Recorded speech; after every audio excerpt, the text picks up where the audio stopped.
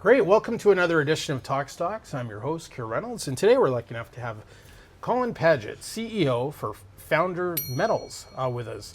Trades under the ticker FDR on the TSXV Venture. Hey Colin, how you doing today? Fantastic.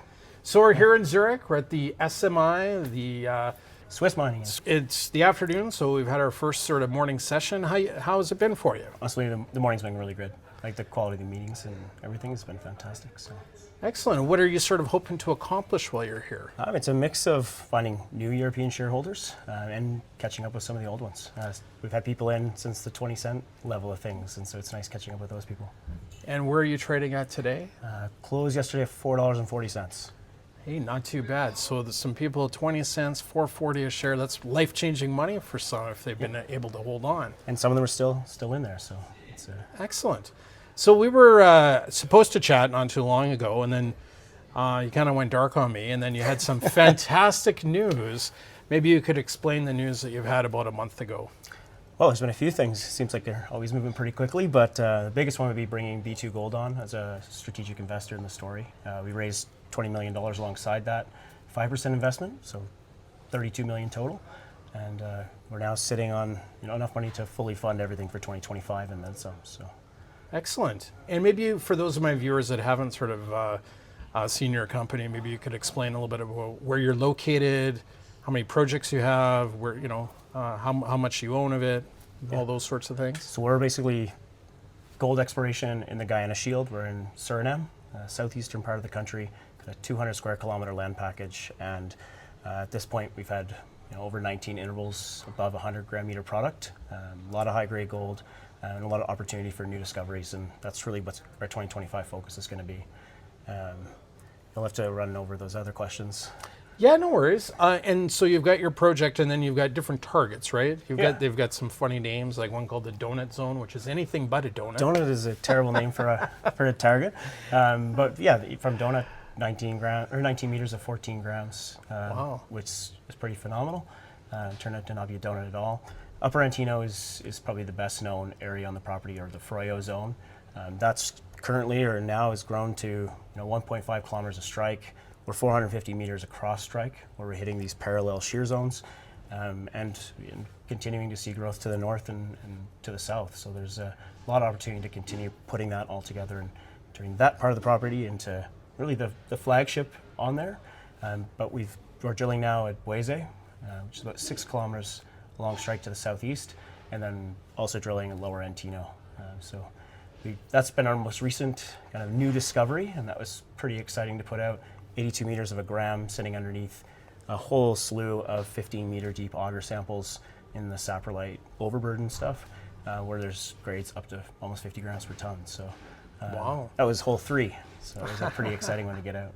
Fantastic. And so it sounds like you've got a bunch of targets. What would be sort of the size of the land package in total that you guys are earning into? Total's 200 square kilometers, 20,000 hectares. Excellent. And how much drilling do you think you have planned for the balance of this program? Yeah, well, I mean, we have the fortunate situation of it's not seasonal. So I have a lot of experience working in northern Canada and very seasonal. But we did 10,000 meters in 2023, 45,000 meters by the end of this year, and we've got 60,000 meters planned for next year. So Sounds like multiple drill rigs. How many do you have turning right now? we've got 4 rigs on site, 3 are turning full time. Starting in January, it'll be 4 full time. And we own all of those ourselves, which is a little different too. Excellent. And so what are a couple of catalysts that investors should be looking out for over the next 6 months? Yeah, next 6 months, I mean, even shorter than that, by the end of the year, we'll have our final metallurgy results from kind of first phase metallurgy stuff. We put out some preliminary results back in June, so we'll wrap that up. And then we've got at least 2 more drill result press releases to come by the end of the year. So one of them will be focused on the Bueze and the Upper Antino stuff, and we've got some other exploration drilling that we're pretty excited about as far as what the geologists see on the table. So hopefully we'll get some results back for that and get that out as well. Now you guys have a few, so you've got a corporate shareholder in B2, and then you've got a couple of other interesting shareholders. Am I mistaken in hearing BlackRock might be a shareholder of you guys? Yeah, BlackRock came in as a 9.9% investor back in May of this year. Just single check, and it was great to get them over the line. I think it certainly added a lot to the credibility piece, and brought a lot of people into the story once their name was public. So.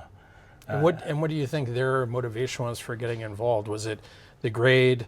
Was it the location? Was it a combination of a number of things, or was it a key relationship that somebody at the company had? No, honestly, I asked them this question because how do you invest? And management team is their biggest thing. We're new to them, and so after that, it's project, and really they saw the scale potential. Really, that's what drove them coming into the story, and that was at $1.60. So it's gone well for them since. It's gone well for them. Yeah, excellent. And so, you've had one of the few sort of bright spots in sort of junior exploration. You don't have a resource. It was kind of a discovery type play. There was a bit of drilling, I guess, that you sort of picked up on, but fairly early stage sort of project when you guys had it. Is it really kind of the combination of both grade and width in a politically sort of stable environment? What are your thoughts? As far as our success, I mean, it's been predicated primarily on, I'd say, grade. I mean, the width is there as well, though. I mean, we've got intervals up to 46 meters of 5 grams per ton. Yeah. So there's some properly wide zones in there. But we also took, what started as that single high-grade shear, and now with the step out drilling we've been doing, having all these parallel shears across strike turns it into a much more, likely much more economic, open pittable type situation in the future, and that's, I think, really what pulls people in, and you start to see the scale come together, where you've got grade, you've got width, you've got strike extent, and then you've got depth long term when we get to the drilling. Hey, excellent. Well, I won't take any more of your time. Colin, very nice to catch up with you. First time actually meeting you in person rather than just on the other side of a screen.